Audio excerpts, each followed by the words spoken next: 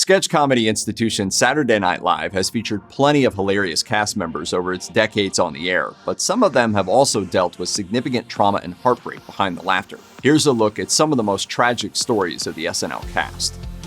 Pete Davidson isn't your typical SNL cast member. While most have extensive experience in sketch comedy before they joined the show, Davidson was a stand-up comic with few acting credits to his name when he signed on in 2014. He was only 20 years old at the time, making him one of the youngest cast members in the show's history. But despite his relative inexperience, he quickly proved to be an adept and agile performer, generating recurring characters and making regular appearances as himself on Weekend Update to offer commentary about his own life, including discussions of his history with substance abuse. They say quitting drugs is hard, and that is true, but what they don't tell you is how boring it is. Whoever said there aren't enough hours in the day was a liar. Davidson was raised on Staten Island, New York, just like the loosely autobiographical character he played in 2020's The King of Staten Island. In that movie, he starred as a young man struggling to get his life started, in part because he's emotionally stunted after suffering a childhood tragedy, the death of his firefighter father in the line of duty. That backstory mirrors Davidson's own, as his firefighter father, Scott Davidson, died in the aftermath of the September 11, 2001 terrorist attacks when Pete was just 7 years old.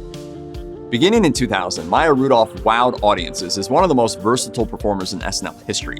A cast member from 2000 to 2007, she played everyone from First Lady Michelle Obama to a middle school TV show host to fashion designer Donatella Versace. She didn't just have comedy chops, she could also sing, and her pipes lent credibility to her impressions of the likes of Whitney Houston and Diana Ross. Rudolph is a second-generation entertainer. Her father is Richard Rudolph, a musician who produced the 1974 Minnie Riperton album Perfect Angel, which featured the hit song Lovin' You. Rudolph and Riperton were also husband and wife, and Lovin' You was written by the two of them as a lullaby for baby Maya. Riperton would go on to record a few more hit songs, but in 1976 she was diagnosed with breast cancer. Despite undergoing a mastectomy to stop the cancer spread, the disease continued to move, and she passed away in July 1979 at the age of 31, just 2 weeks before Maya's 7th birthday.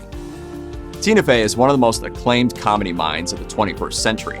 She co-created Unbreakable Kimmy Schmidt, wrote both the film and musical versions of Mean Girls, and created and starred on the zany showbiz sitcom 30 Rock. She won multiple Emmys for her writing and acting work on the latter, which was based loosely on her time as the head writer of SNL, where she also held down the illustrious Weekend Update co-anchor spot for 6 seasons. But she's probably best known for a role she played after she'd already left the show, 2008's Republican vice presidential candidate Sarah Palin. And it was Fey as Palin, not Palin herself, who uttered the immortal line, "And I can see Russia from my house." When Fey was 5 years old, growing up in the Philadelphia suburb of Upper Darby, she was attacked by a knife-wielding assailant, as her husband, Jeff Richmond, revealed to Vanity Fair in 2008. It was in the front yard of her house, and somebody who just came up, and she just thought somebody marked her up with a pen. Fey herself noted, "I proceeded unaware of it. It's really almost like I'm kind of able to forget about it until I was on camera." Fey still has a faint scar from the encounter on her left cheek, which is why on 30 Rock she was almost always shot from the right side. Sarah Silverman is one of the most popular and influential comedians in the 90s and 2000s. She notably co-created and starred on the surreal Sarah Silverman program from 2007 to 2010. But before that, she rose to national attention when she joined the cast of SNL for 1 season as a featured player from 1993 to 1994. She appeared occasionally as a correspondent on Weekend Update and had some sketch appearances here and there, but ultimately the show just wasn't the best place for her to thrive. Since then, she's shown off her unique style of profane, philosophical, and political comedy in a variety of mediums. All that exceptional comedy nearly ended prematurely in 2016 when Silverman almost died. As she revealed on her Facebook page, after seeing a doctor about what felt like a relatively innocuous sore throat, Silverman learned that she had a case of epiglottitis, an inflammation of the flap at the back of the mouth that makes sure that food doesn't go into the windpipe. Her treatment and recovery proved difficult. Because of excessively low blood pressure, doctors couldn't fully sedate her, so she was drugged just enough so that she couldn't feel any pain, and her hands were placed in restraints because she was so dazed and confused that she tried to pull out her breathing tube. When she woke up 5 days later, she didn't remember anything. Thankfully, she's been healthy since then. SNL brought on a slew of new cast members in the fall of 1995, including a little-known comedian and voiceover artist named Darrell Hammond. A show that routinely skewers politicians and celebrities needs actors who can convincingly imitate these people, and for 14 years, Hammond was SNL's go-to guy in that regard. His range of impressions over the years included the likes of Bill Clinton, Regis Philbin, Donald Trump, and of course, Sean Connery, who taunted Alex Trebek during his appearances on Celebrity Jeopardy. And after his time as a cast member ended in 2009, Hammond returned in 2014 as the show's new announcer, replacing the recently deceased Don Pardo.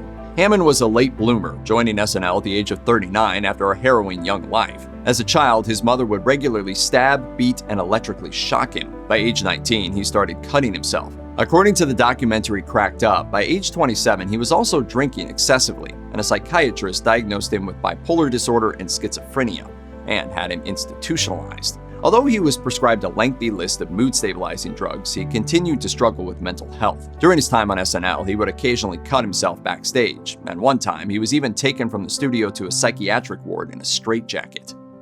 Julia Sweeney was one of the mainstays of SNL's early 90s cast. She had a slew of impressions and a few breakout characters, but her most famous was, of course, Pat, whose undefined gender made them the butt of the joke. In August 1994, Sweeney starred in a movie adaptation entitled It's Pat, but that didn't turn out so well. It was critically reviled, and it earned only $60,822 at the box office, but that was far from the worst thing that happened to Sweeney that summer. That year, her brother Mike learned that he was suffering from a terminal case of lymphatic cancer. His sister then moved him into her home, where she became his full-time live-in caregiver. For 9 months, Julia cared for her brother until the spring of 1995, when he died at the age of 31. Just 2 weeks before that, Sweeney had received her own devastating medical news, a cervical cancer diagnosis. Fortunately, she managed to survive. After a hysterectomy and months of experimental radiation treatments, she was cancer-free within the year.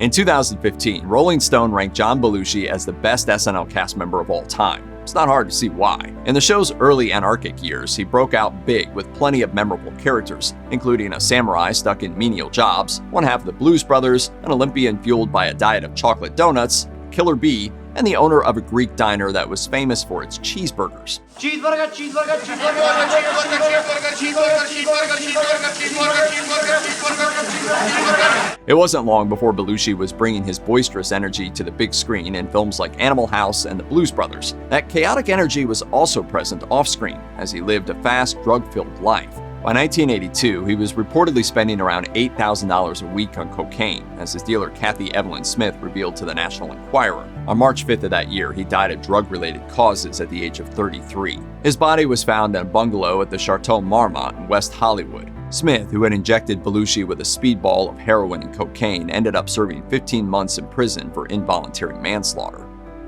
SNL legend Chris Farley was a cast member from 1990 to 1995. Among his many memorable characters were one of the Gap Girls, a would-be Chippendales dancer, hopeless motivational speaker Matt Foley, and a starstruck version of himself as the host of The Chris Farley Show. After SNL, he easily made the jump to movies, starring in the likes of such 90s classics as Tommy Boy, Black Sheep, and Beverly Hills Ninja. But through all of his successes, Farley was often at war with his demons of drug and alcohol addiction. Between 1995 and 1997, he entered rehab 17 times, all to little avail.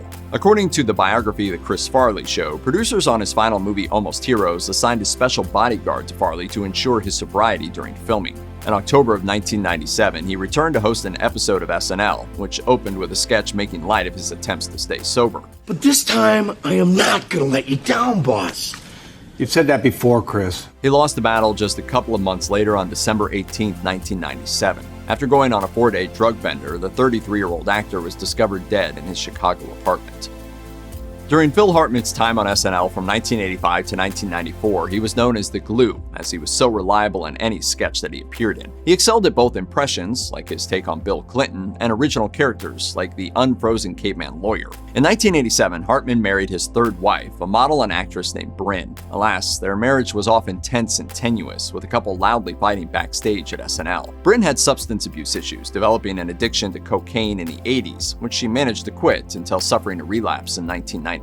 The marriage ended tragically in 1998. On the morning of May 28th, police arrived at the Hartman's home after receiving reports of shots fired. Police found Hartman's 9-year-old son fleeing from the house, and after escorting him to safety, their 6-year-old daughter was brought out as well. Around that time, another gunshot was heard, which was later determined to be a self-inflicted blow that killed the 40-year-old Brynn. An investigation determined that the earlier shots had killed Phil, who was only 49.